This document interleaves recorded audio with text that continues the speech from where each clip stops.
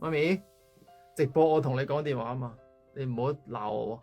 係啊，軒仔媽咪啊，羅姨啊。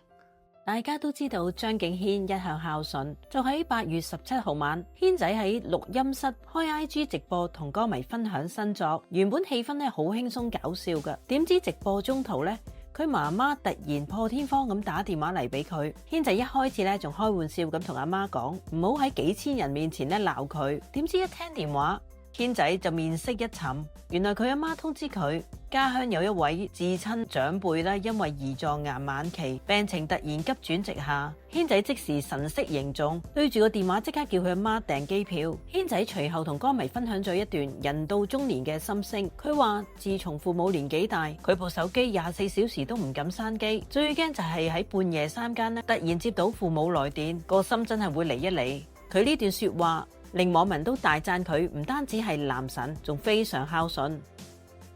喺8月18號朝早，啱啱播完《愛回家》嘅開心速遞，裏面飾演接龍員工 Andy 嘅崔錦棠喺青衣揸車途中，竟然發生嚴重嘅交通意外。當時一輛的士突然冇預警掉頭，崔錦棠部車收掣不及，攔腰撞埋去，撞到連安全氣袋都彈咗出嚟。的士司機一度昏迷，而 Andy 本人呢，左手虎口被割傷，手腕同條頸都整傷咗，送院之後足足縫咗9針。崔錦棠事後喺社交平台出 post 報平安，大家紛紛留言湧入去為佢打氣，除咗祝佢早日康復之外呢，亦都提醒佢最近出入同揸車呢，真係要打醒12分精神，事事小心啊！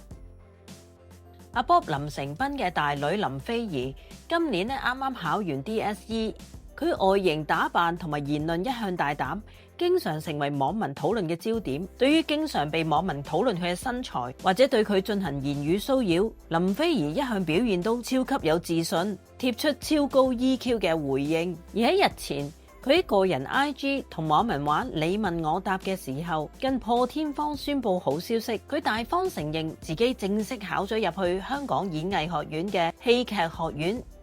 睇嚟佢打算跟隨爸爸阿 Bob 嘅步伐，正式進軍娛樂圈做全職演員。網民紛紛送上祝福，大讚佢有才華，絕對係未來演藝圈嘅一匹黑馬。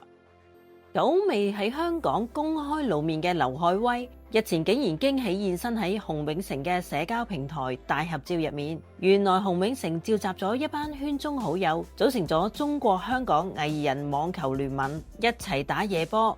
同場除咗有洪永城、劉愷威之外，仲有郭晉安、林國斌、尤嘉欣、張馳豪、孔德賢等等。最搶鏡嘅絕對係神隱多年嘅劉愷威，相入面見到佢戴住白色 cap 帽，身穿深藍色運動背心，雖然已經51歲，但手臂肌肉嘅線條清晰可見，整個人狀態 fit 到爆，完全唔輸俾同場嘅後輩。唔少網民睇到呢一張相都大讚劉愷威保養得宜，依然係當年嘅男神樣。睇嚟一班大台小生花旦私底下都非常積極做運動，保持最佳狀態。